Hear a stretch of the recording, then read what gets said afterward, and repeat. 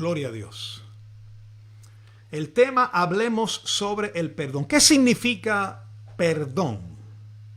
Perdón significa alzar o dejar pasar.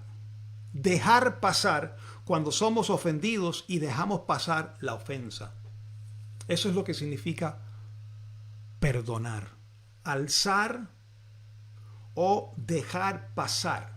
No es fácil dejar pasar una situación que nos ofendió. No es fácil dejar pasar unas palabras que nos ofendieron. Pero yo quiero que veamos bíblicamente cómo hombres de Dios trataron con esta situación. Vamos a hablar bíblicamente de lo que sucede cuando no perdonamos y vamos a hablar de lo que sucede cuando perdonamos. Tenemos que ver esas dos facetas para poder conocer todo esto. Vamos a comenzar con Hebreos capítulo 12. Hebreos capítulo 12 y el verso 14.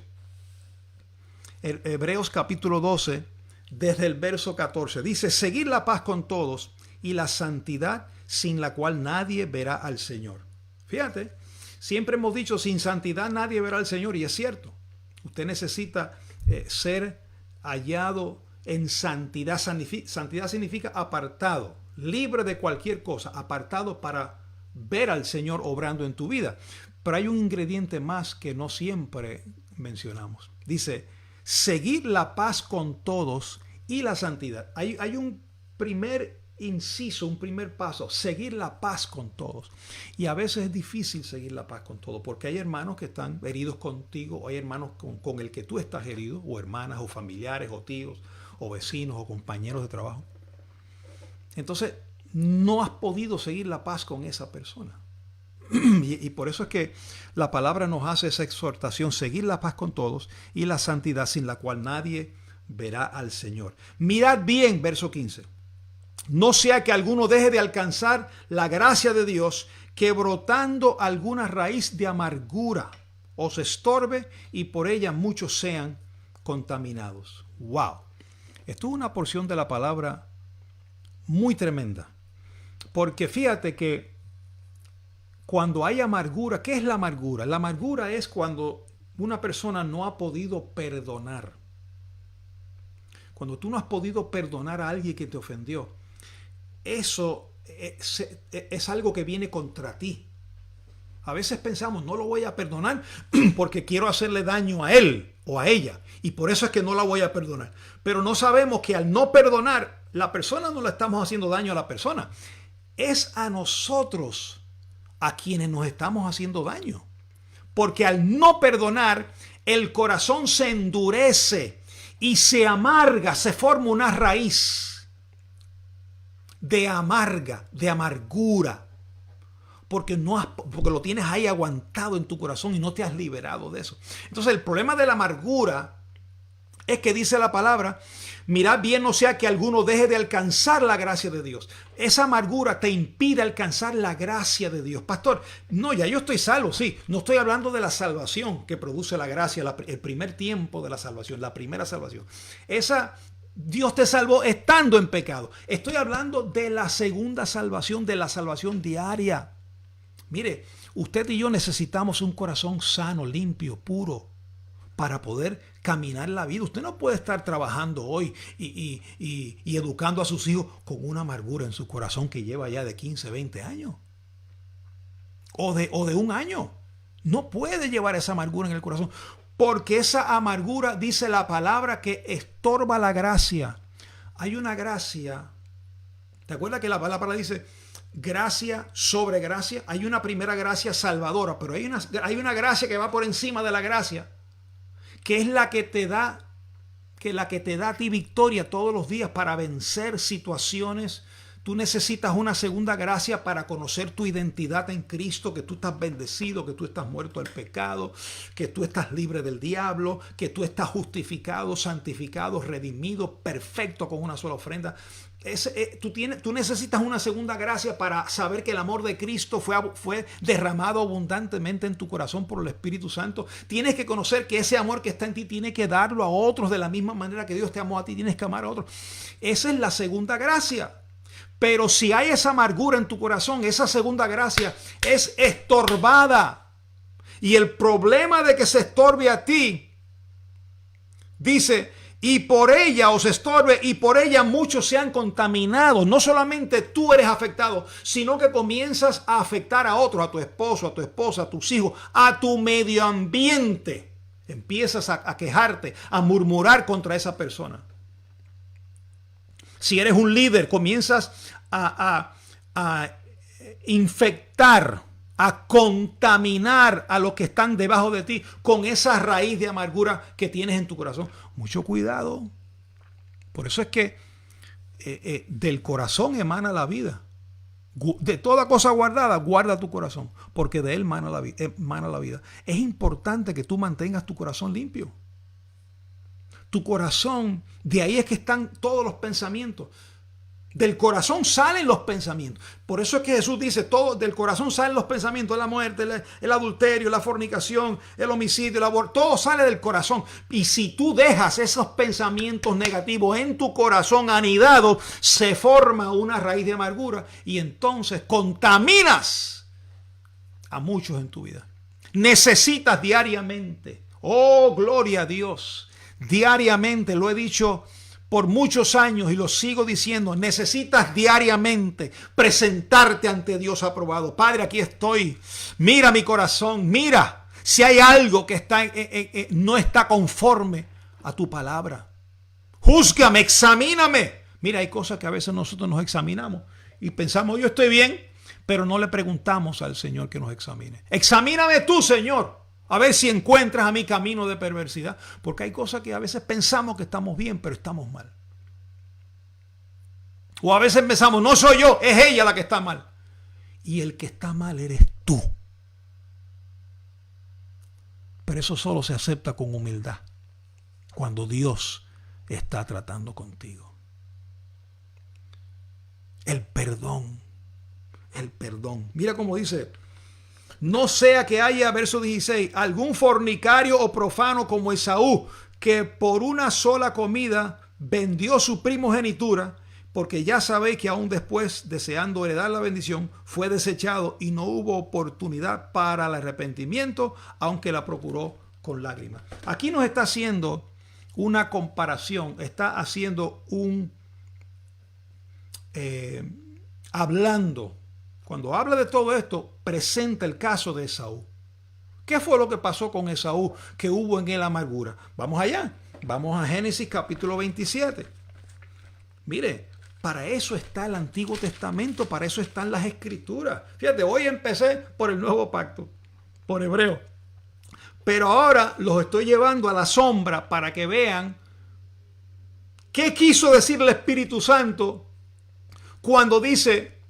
que no nos dejemos contaminar, que no dejemos que se forme una raíz de amargura, no sea que seamos como Esaú. Vamos a ver qué le pasó a Esaú, pero tenemos que ir allá, en la historia, en Génesis capítulo 27 y el verso 34, que dice, y cuando Esaú oyó las palabras de su padre, ¿qué fue lo que pasó con Esaú? Le voy a dar el cuento, el chisme completo. Se los voy a resumir. Un día, Jacob, su hermano, le dice, Esaú le dice a su hermano Jacob, prepárame un potaje, prepárame una sopa, un guiso. Y él le dijo, mira, sabio, le dijo Jacob, que significa usurpador. De paso, de eso hablamos ahorita. Le dijo, yo te hago el potaje, te hago el guisado, si me das tu primogenitura. Y Esaú menospreciaba tanto la primogenitura, no le dio la importancia de vida. Él lo que quería era administrar su vientre. Él lo que quería era llenarse de comida a él y satisfacerse él, que le dijo, está bien, yo te doy la primogenitura, pero dame el guiso. Y Jacob le hizo un guiso y él se lo comió y de esa manera vendió su primogenitura. ¿Qué pasa? Cuando se está muriendo su papá Isaac, había una costumbre que el padre, antes de su muerte, bendecía. Le daba una bendición a sus hijos. Le daba la primogenitura al hijo mayor, al primer hijo mayor.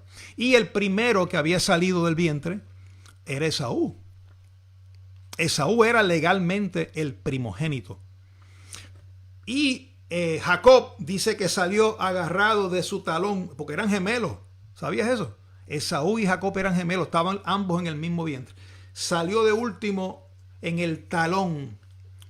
Pero entonces cuando Isaac va a morir, está ciego, no ve.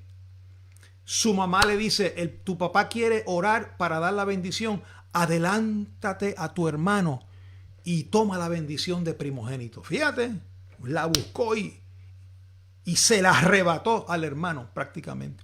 Se vistió de piel porque Esaú era peludo, se puso pieles, la mamá lo vistió como si fuera él. Le llevó la comida, ahí estaba Isaac, se la comió y cuando lo tocó, ¿quién tú eres? Y él dijo, yo soy Esaú. Y cuando lo tocó le dijo, oye, tus vellos son de Esaú, pero tu voz es de Jacob. Pero no importa, él oró y le dio la bendición de primogénito. Y se fue y se llevó la bendición. Cuando termina Esaú, que estaba cazando, viene a buscar la bendición y le dice, padre, aquí estoy para que me bendiga. Isaac dice la palabra que se estremeció porque oyó la voz de Esaú. Y le dijo, no, ya tu hermano vino aquí y yo le di la bendición a él. Y ahí es que dice, oye, ahí es que se forma una raíz de amargura. Mira cómo se forma. Ahí es que comienza en el verso 34. Y cuando Esaú oyó las palabras de su padre, clamó con una muy grande y muy amarga exclamación y dijo, bendíceme también a mí, padre mío. Y él dijo, tu hermano vino con engaño y tomó tu bendición. Oye, y Esaú respondió,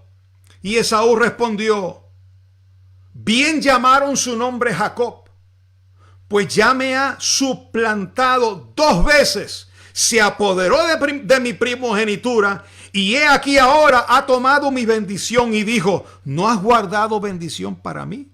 Bueno, ustedes pueden imaginarse la amargura que se creó en el corazón de Esaú contra su hermano, porque se robó la primogenitura y se robó la bendición de su padre. Todos conocemos la historia, no hay tiempo para hablar todo, pero pasaron muchos años. Se va, antes de que se fuera, miren lo que sucede, miren un datito importante. En el capítulo 28, en el verso 1, Dios bendice, Isaac bendice a Jacob y después le dice, cuando viene Esaú para buscar la bendición, le dijo, mira, yo no puedo, ya se la di a tu hermano. Y más bien lo que le dijo, tú vas a servir a tu hermano hasta que tú seas fuerte y puedas mantenerte tú solo. Entonces, en el capítulo 28, verso 1, entonces Isaac llamó a Jacob y lo bendijo y le mandó diciendo, no tomes mujer de las hijas de Cananeo. Escucha este detalle. No tomes mujer de las hijas de Canaán. Oye, no tomes mujer de las hijas de Canaán. Levántate y ve a Padán Aram, a casa de Betuel, padre de tu madre, en otras palabras, tu abuelo, y toma allí mujer de las hijas de Labán, donde también Isaac había tomado mujer, hermano de tu madre, y el Dios omnipotente te bendiga y te haga fructificar y te multiplique hasta llegar a ser multitud de pueblos, y te dé la bendición de Abraham y a tu descendencia contigo para que heredes la tierra en que moras, que Dios dio a Abraham. Y así envió Isaac a Jacob, el cual fue a Padán Aram, a Labán, hijo de Betuel arameo, hermano de Rebeca, madre de Jacob y de Esaú. Oye esto, y vio Esaú cómo Isaac había bendecido a Jacob y le había enviado a Padán Aram para tomar para sí mujer de allí. Y que cuando le bendijo, oye, Esaú oyó que le había mandado diciendo, no tomarás mujer de las hijas de Canaán. Y que Jacob había obedecido a su padre y a su madre y se había ido a Padán Aram. Cuando Esaú vio que Jacob obedeció a su papá y no tomó mujeres de Canaán, sino que fue a Padán Aram para buscar una mujer como compañera. Dice el verso 8, y vio asimismo Esaú que las hijas de Canaán parecían mal a Isaac su padre. Y se fue Esaú a Ismael y tomó para sí por mujer a Maala, hija de Ismael, hija de Abraham, hija de Nebaiot, además de sus otras mujeres. ¿Qué hizo Esaú? a donde el papá le había dicho a Jacob que no fuera a buscar mujeres, él, a propósito, para irse en contra de la palabra de su padre, fue y buscó mujeres en Canaán. Y hermano, no hay tiempo para hablar de eso, pero de ahí es que sale el pueblo, la disputa entre el pueblo israelí y el pueblo palestino. Porque ambos tienen el padre Abraham, ambos son descendencia de Abraham, pero unos son de Ismael y otros son de Isaac. De ahí, de esa desobediencia, de esa amargura de corazón, hello, mira lo que puede causar el no perdonar a alguien. Una amargura de corazón puede causar, bueno, hasta el día de hoy, bueno, la guerra que tenemos en Israel con los de Gaza es que están los palestinos ahí metidos que no quieren. Desde ese momento hubo guerra. Fíjate lo que produce. Mire, usted puede morirse y sus hijos se llevan esa amargura que usted tuvo contra el abuelo y se la pasan y no cortan, no sanan esa relación con el abuelo y siguen teniendo distancia y distancia, y eso puede crear por generaciones. Mire, yo he visto familias que no se hablan por años, por decenas de años. 10, 15, 20, 25 años que no se hablan, no se ven. Eso es triste. En el pueblo de Dios no puede haber eso. Y por lo general las personas con quien tenemos raíces de amargura son personas cercanas a nosotros, en ese círculo cerca. El padre, la madre, el hermano o la hermana, el cuñado, la cuñada, un hijo, una hija, un compañero de trabajo, un vecino, un hermano en la fe, alguien que tú tenías confianza, un pastor. Son personas cerca a quien le has entregado tu confianza, pero que fuiste lastimado. Y ahí se forma una raíz de amargura. Vamos a ver otro caso de Génesis capítulo 45. Génesis 45. Este es el caso de José. Ustedes saben lo que le pasó a José. José fue vendido. José tenía 11 hermanos. Y José era the mama's boy, por así decirlo. El preferido del padre Jacob. Y los hermanos lo sabían. Y entonces José había tenido los sueños. ¿Te recuerdas los sueños que tuvo José donde él vio 12 espigas, y de esas 12 espigas, una se quedó de pie y 11 espigas como que se postraban delante de esa espiga número 12 que se quedó de pie? Y entonces él se lo contó a los hermanos y los hermanos se burlaron de él. ¿Y qué tú te crees que tú eres? Que te vamos a servir a ti, que te vamos a obedecer a ti.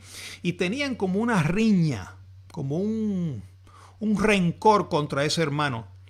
Y entonces dice la historia que en un momento que estaban apacentando el rebaño, lo tiraron dentro de un pozo para que se muriera. Pero luego vino Simeón y Judá y lo rescataron, y más bien, en vez de dejarlo allí, lo vendieron como un esclavo. Y luego tomaron su túnica, que era de color, y lo envolvieron en sangre para mostrarle a su padre Isaac, a su padre Jacob, la evidencia de que el hermano lo había matado un animal feroz en el camino. Y todos conocemos la historia. Fue una mentira. José fue llevado como esclavo a Egipto, y allá pasó de mano en mano hasta que llegó a la casa de Potifar, y después cayó preso, y después, por interpretar un sueño, le dieron la posición de gobernador en Egipto. Él tiene entonces los sueños, o el rey Faraón tiene los sueños de los 7 años de escasez, 7 años de abundancia. José se los interpreta, y entonces empiezan esos 7 años de abundancia. Primero los 7 años de abundancia, donde José, ya como gobernador, recoge y hace el ahorro de todo eso como buen administrador para que el pueblo de Egipto se preservara con abundancia de provisiones durante los 7 años de escasez. En esos tiempos, en esos años de escasez, ya habían pasado creo que 1 o 2 años, es donde sus hermanos son enviados por su padre Jacob a Egipto para que busquen alimento. Pero adivinen quién estaba allí de gobernador. Allí estaba José. Y José se dio cuenta cuando sus hermanos vinieron. Él los reconoció, pero se cayó, no dijo nada. no quiero abundar mucho en esto porque no hay tiempo, pero ya después de una o dos veces que ellos vinieron de Canaán a Egipto, mira lo que pasó en el capítulo 45, verso 1. No podía ya José contenerse delante de todos los que estaban al lado suyo y clamó: haced salir de mi presencia a todos. Y no quedó nadie con él. Y al darse a conocer José a sus hermanos. Mandó a todos que estaban fuera y entonces se dio a conocer a sus hermanos. Entonces, verso 2, se dio a llorar a gritos. Esto es un caso de una persona que fue herida, ¿verdad? Y ¿cómo te digo? It's fair to cry, como dice el americano. Es justo que lloremos. Mira. Entonces se dio a llorar a grito, lloró a grito porque él estaba compungido, llevaba años que no había visto a sus hermanos y ahora los tiene frente a ellos, que los está ayudando. Él le está encubriendo quién es, pero ya no aguanta más, mandó a sacar a todos y le dice: miren, yo soy José. Y oyó también la casa, dice, entonces se dio a llorar a gritos y oyeron los egipcios y oyó también la casa de Faraón. Y dijo José a sus hermanos: yo soy José, ¿vive aún mi padre? Y sus hermanos no pudieron responderle. Imagínate, se quedaron fríos cuando él dijo: yo soy José. Frío. Porque estaban turbados delante de él. Entonces dijo José a sus hermanos, oye lo que dijo, mira lo que es un corazón puro. Entonces José dijo a sus hermanos: acercaos a mí ahora. Y ellos se acercaron. Y él dijo: yo soy José vuestro hermano, el que vendisteis para Egipto. Ahora viene la sanidad que produce el hablar con la persona que te hirió. Fíjate, él lo habló. No sé cuántos años pasaron, no sé exactamente, pero estamos hablando pudieron haber pasado 15, 20 años. No se sabe. Él no volvió a ver a sus hermanos, lo dieron por muerto y ahora los ve. Y entonces se delata delante de ellos, le pregunta por su papá y dice: miren, yo soy José su hermano, el que ustedes vendieron para Egipto. Ahora mira lo que dice en el verso 5. Ahora pues, no se entristezcan, ni os pese de haberme vendido acá. ¡Wow! Oye, ¿tú sabes lo que es decirle a un grupo de personas, tus hermanos que te hirieron, que se confabularon para venderte, para herirte, y decirles: no se entristezcan, no les pese el haberme vendido, porque para preservación de vida me envió Dios delante de vosotros? Oye, Dios me envió primero. Todo eso que ustedes hicieron fue Dios que me envió allá para preservarles la vida a ustedes, porque ahora les tengo comida y provisión para ustedes y para mi padre. Pues ya ha habido 2 años de hambre en medio de la tierra y aún queda 5 años en las cuales ni habrá arada ni siega. Oye, y Dios me envió delante de vosotros para preservaros posteridad sobre la tierra y para daros vida por medio de gran liberación. Así que, miren qué declaración hace este hombre. Así que no me enviasteis acá vosotros, sino Dios, que me ha puesto por padre de Faraón y por señor de toda su casa y por gobernador en toda la tierra de Egipto. My God, ¿sabe lo que es llegar a decir? Ustedes, mire, aquí hay una enseñanza tremenda. Porque una persona que está herida le hubiera dicho: mira, por culpa de ustedes, yo perdí todo este tiempo, no estuve con mi padre, por culpa de ustedes, y ustedes son los culpables. Y aquí José más bien está diciendo: no se entristezcan. No, mire, no estoy diciendo que no lloró, él tenía amargura en su corazón hasta cierto punto, tenía dolor. pero se abrió con ellos. Y él era un hombre que temía al Señor. Él entendía. Dios lo había prosperado estando como administrador de la cárcel. Dios lo había prosperado estando administrando la casa de Potifar. Quiere decir que su corazón estaba limpio delante de Dios. Ya él venía entendiendo. Dios tiene un propósito en todo esto. Hay cosas que a veces nosotros no podemos comprender. Cuando usted no entiende cuál es el propósito de Dios, es que todavía no ha crecido, no ha madurado. Falta crecer. Cuando usted no entiende por qué fue que Dios lo permitió pasar por esa prueba. Usted sabe el tiempo que yo estuve preguntándole al Señor, ¿por qué tú me hiciste pasar por el ministerio donde yo pasé y donde me hirieron tanto, donde se hirió tanta gente, donde fuimos el hazmerreír de la gente? Aparte de haber conocido una palabra poderosa que nos hizo libres, pero luego se desvió la cosa y fuimos partícipes de una desviación garrafal, una desviación demasiado de terrible, que todavía hay personas que no se han podido levantar de ese desvío. Hay otros que ya Dios no ha tenido misericordia de nosotros y nos ha levantado, pero hay otros que todavía están derrotados, que todavía están viviendo esos años de amargura, de libertinaje. Están viviendo esos días de comamos y bebamos que mañana moriremos. Sus familias destruidas, sus vidas destruidas. Pero llegar a un punto, hubo un momento después de varios años que yo pasé, que Dios comenzó a sanar mi corazón, que pude lograr y decir, mire, Dios tuvo un propósito en mi vida de haber pasado por ese ministerio. No solo porque conocí la poderosa verdad de Dios, de la gracia de Jesucristo, sino porque experimenté el mal. Experimenté lo malo, la parte negativa de usar la gracia como libertinaje. Y hoy doy gracias a Dios porque fue una escuela para mí. Hoy doy gracias a Dios porque fue una enseñanza, fue un instituto para mí, para hoy yo alertar a otros que no caigan en semejante ejemplo de desobediencia. Hoy puedo traer una palabra sana, extraer la gracia sana, la verdad, y quitar la idolatría para que otros no caigan en semejante ejemplo de desobediencia. Y hoy puedo decir, Dios estaba en el asunto. Y no tengo raíces de amargura contra nadie. Pues mire, ahí mismo José le dijo, la culpa no es de ustedes, fue Dios que permitió todo esto. Oye, ¿has podido tú llegar a ese punto de decir fue Dios? Oye, y decírselo frente a la persona que te hirió, tranquilo hermano, tranquila hermana, Dios tenía un propósito en todo esto. Hay que tener el corazón, óigame, fuerte para decir eso. Y mira, no tengo tiempo, pero si usted quiere buscarse y conocerse todo bien este chisme, léase, métase allá en Génesis y lea.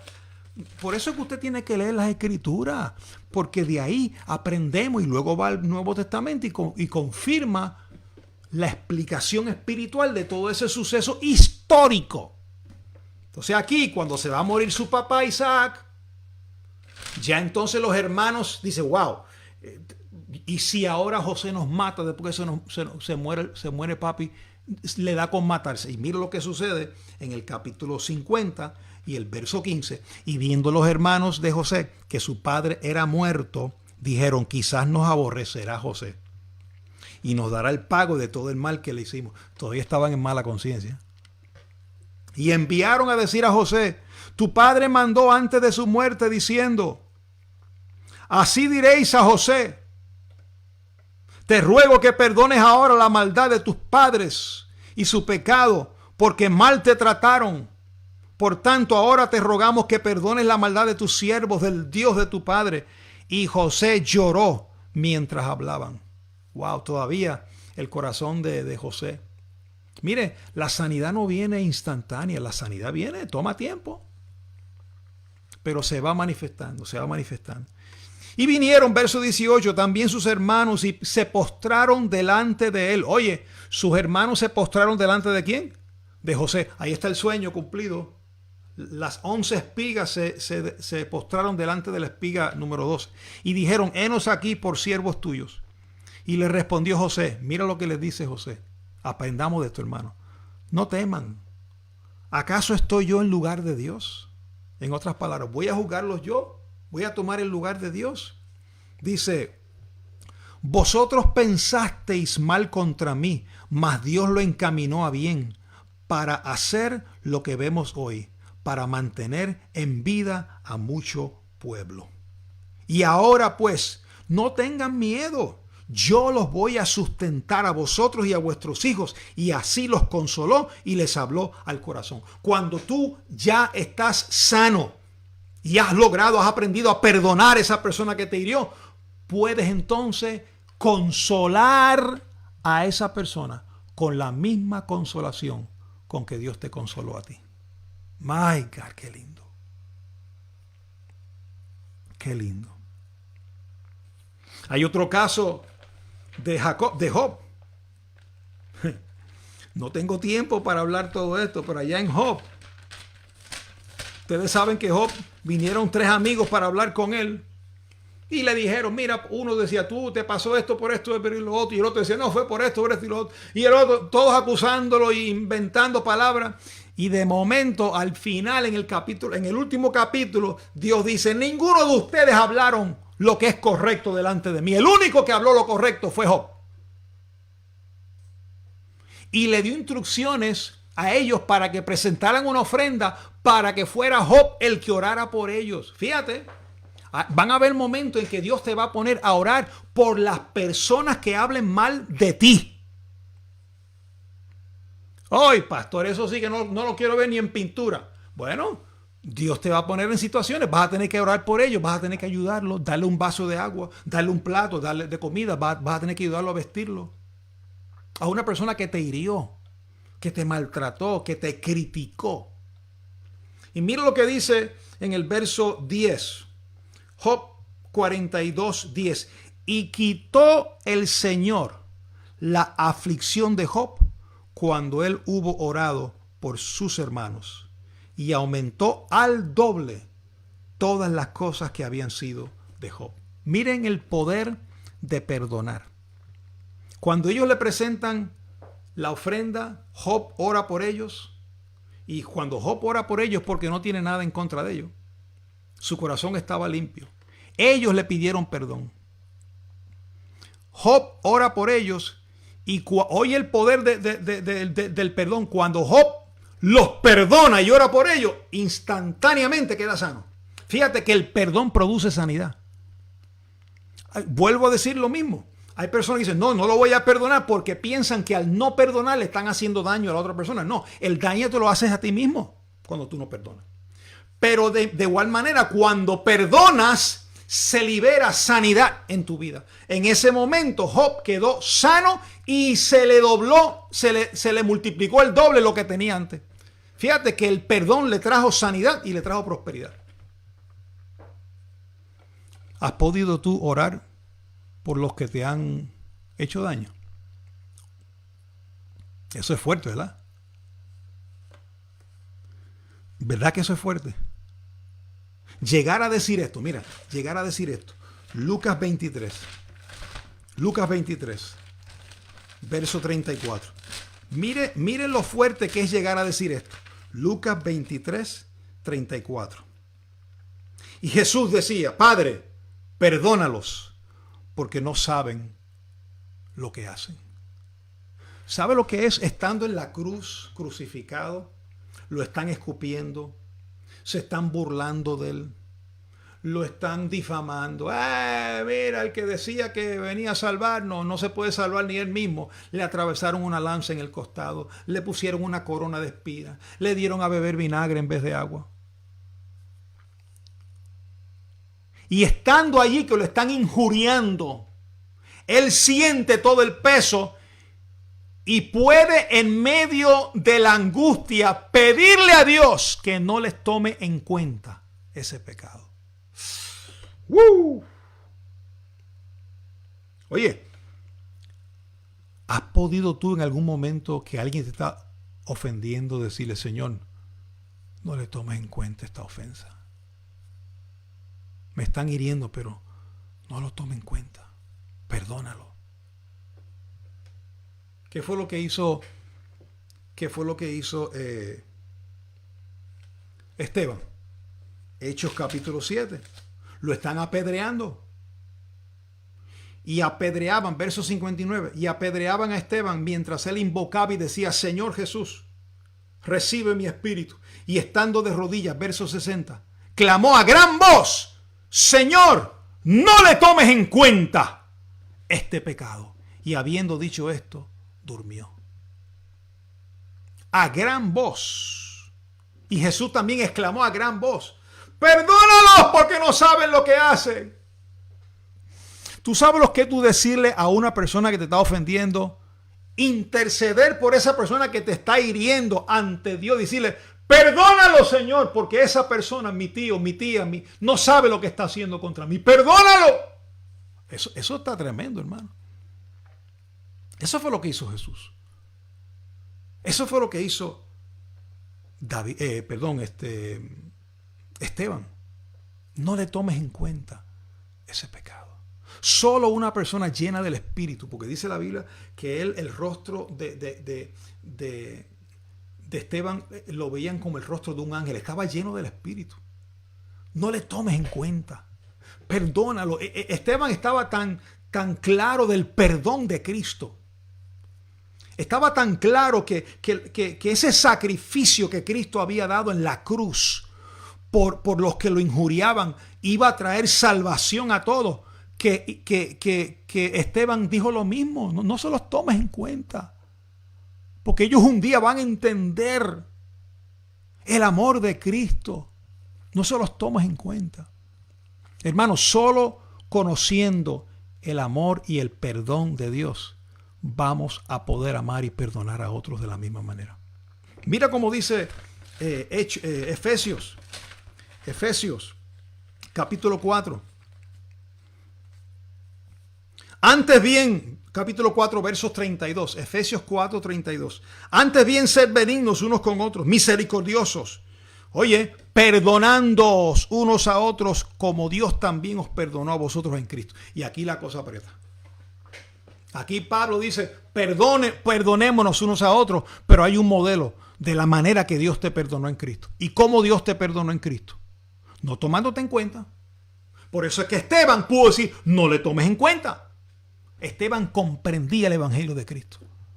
Comprendía el amor de Cristo.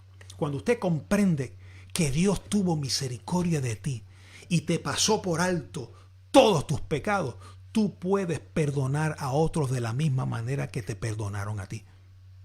Cuando alguien no puede perdonar, es porque no ha experimentado el perdón de Cristo. Pero el que lo ha experimentado puede perdonar a otros. Tú puedes perdonar al que te ha maltratado, al que te hirió, al que te marcó. Tú lo puedes perdonar porque Cristo te perdonó a ti. Tú tienes las herramientas para perdonar. Todo el amor de Cristo fue derramado abundantemente en tu corazón. Tú puedes orar por los que... Por eso Jesús dice, orad por los que os ultrajan, por los que os persiguen, por los que os maldicen, bendecirlos. Porque el amor de Cristo fue derramado en nosotros. No es el amor de nosotros, hermano. Yo no tengo provisión en mi carne para amar a nadie, ni a mí mismo me amo yo en carne. Yo puedo amar a otros porque el amor de Cristo está en mí. ¿Y cómo lo amo? De la manera que Cristo me amó a mí. Mira cómo dice el capítulo 5, verso 1. Sed pues imitadores de Dios como hijos amados. Y andad en amor como también Cristo nos amó y se entregó a sí mismo por nosotros, ofrenda y sacrificio a Dios en olor fragante. ¿Cómo vamos a amar? Como Cristo nos amó. Ese es el modelo. ¿Cómo te amó Cristo? Bueno, mira cómo dice Colosenses capítulo 3, verso 13. Soportándoos unos a otros y perdonándoos unos a otros, si alguno tuviere queja contra otro, de la manera que Cristo os perdonó, así también hacedlo vosotros. Miren qué patrón. De la manera que Cristo te perdonó, perdona tú. ¿Te sacó en cara Jesús lo que tú hiciste? No. ¿Hay consecuencias por lo que hacemos? Sí. ¿Pero nos perdonó el Señor? Sí, nos perdonó. Pero hay consecuencias. Claro, hay estragos. Hay situaciones que hay que pagar. Si tienes que ir preso, tienes que ir preso por lo que hiciste. Si tienes que pagar por lo que robaste, tienes que pagar. Hay unas consecuencias. A lo mejor si abusaste de tu cuerpo, vas a tener una enfermedad. Hay unas consecuencias. Pero Dios te perdona.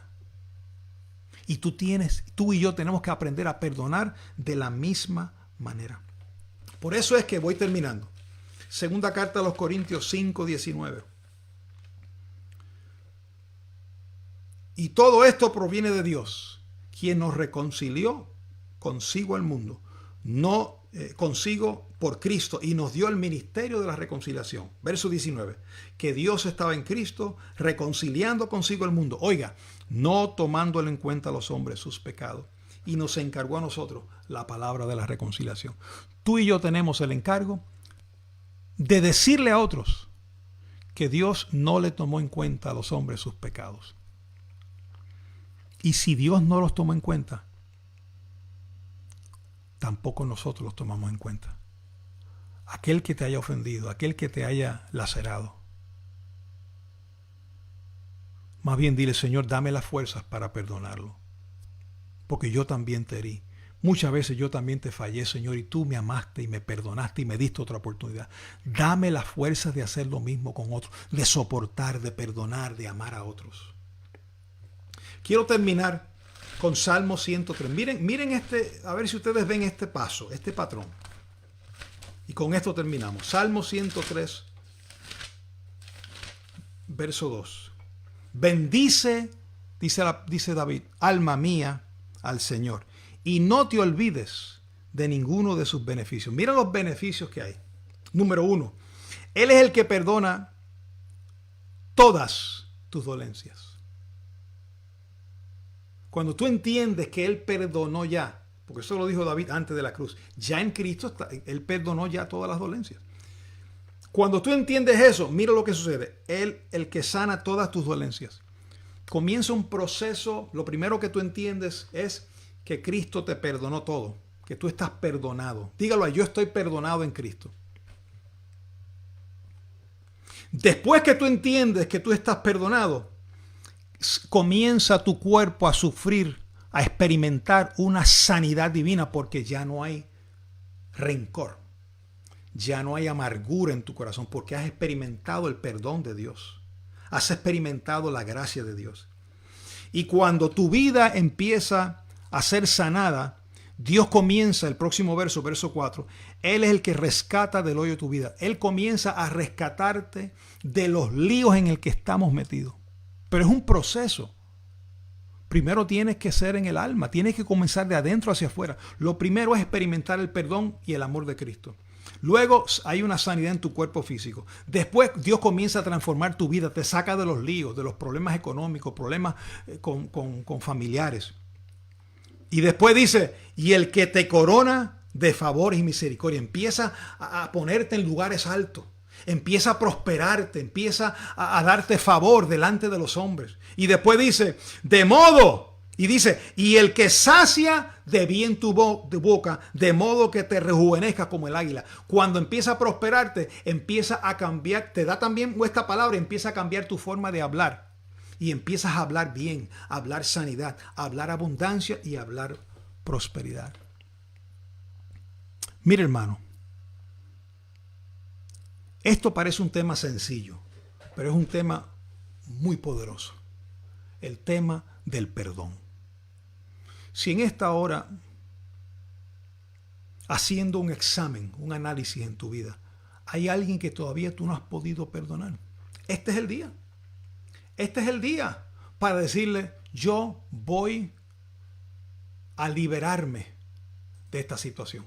Sí, yo voy a liberarme de este cautiverio. Yo no quiero seguir más enredado en esto que me está haciendo daño a mí. Es a mí. Yo quiero liberarme a mí. Yo quiero liberar mis hijos, mi matrimonio. Mire, cuando un hombre no perdona, un hombre casado no ha perdonado a su mamá, no puede vivir feliz con la mujer al lado. Cuando una mujer no ha perdonado a su papá, no puede ser feliz con su esposo al lado. Es un orden, es un ciclo. Tiene que haber sanidad en tu gente para que también tú puedas vivir en comunión con otros. ¿Cómo la mujer va a respetar a su marido si no respeta ni a su padre? No lo ha logrado perdonar. Hay un orden, primero es su padre, luego el marido. Ahí es donde entra, Señor, haz el milagro. Ahí es donde entran los hermanos, la familia cerca, que oran, que interceden, que son los Esteban, que son los que interceden, los Jacob, los Jobs o las Jobas, que interceden por sus amigos, por sus familiares.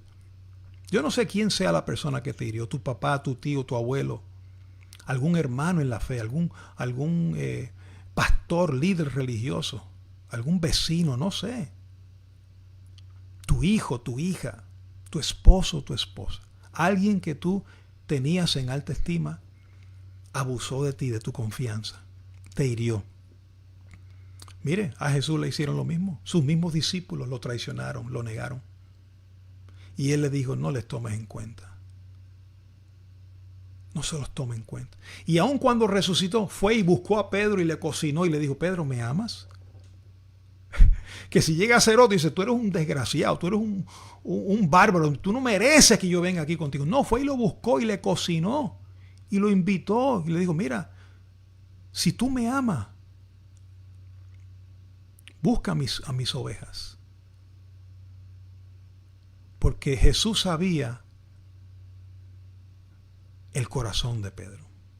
Sabía sus debilidades, pero lo conocía. Y yo en esta mañana te invito que si hay algo que tú no has podido hacer, no has tenido las fuerzas para hacerlo, entrégaselo al Señor. Y yo quiero ser un Job para ti en esta mañana. Quiero orar por ti. Y yo quiero que el Señor te libere de esa situación. Que tú puedas ser un canal de bendición. Que tú puedas perdonar. Diga conmigo, yo puedo perdonar porque Cristo me perdonó. Póngalo ahí. Yo puedo perdonar porque Cristo ya me perdonó. Él me va a ayudar a perdonar. Él me va a ayudar a amar. Puedo amar porque Él me amó primero. Hermano, no es por fuerzas de nosotros, es por la fuerza de Él. Solamente Él nos da el poder para hacerlo. Padre, en esta hora yo oro por tu pueblo, tu iglesia. Los que en este momento están en una situación difícil. Tú que juzgas los corazones. Tú sabes qué corazón está lleno de ajenjo, de amargura, de dolor, de tristeza. Tú sabes qué corazón está endurecido en esta mañana contra alguien, contra alguna persona que le hirió. Padre, en esta hora comienza un proceso de restauración en esa vida. Que esta palabra cabe y cale profunda en el corazón de cada uno de mis hermanos. Y que el amor de Cristo nos constriñe para poder amar a otros como tú nos has amado a nosotros. Para poder perdonar a otros como tú nos has perdonado a nosotros. Padre, oramos por aquellos que conocemos que todavía tienen el corazón endurecido. Tócalos en esta hora, Padre. Tócalos. Los perdonamos. Dígalo ahí. Yo lo perdono. Yo la perdono. O escríbalo. Yo la perdono en el nombre de Jesús. Yo lo perdono en el nombre de Jesús. Y oramos por ellos, Padre, para que sean sanos y puedan experimentar tu perdón y tu amor. Solo tú lo puedes hacer, oh Dios. Nadie más puede hacer esto. Esto es una obra que solo el Espíritu Santo puede hacerla. Y declaro, Padre, libertad en cada casa, en cada familia. Declaro las relaciones restablecidas nuevamente. Hijos con padres, abuelos con nietos. Padre, que comience poco a poco una sanidad, oh Dios, en la vida de tu iglesia. Y que podamos reflejar el amor de Cristo en cada momento. En el nombre de Jesucristo hemos orado. Amén. Amén. Gloria a Dios.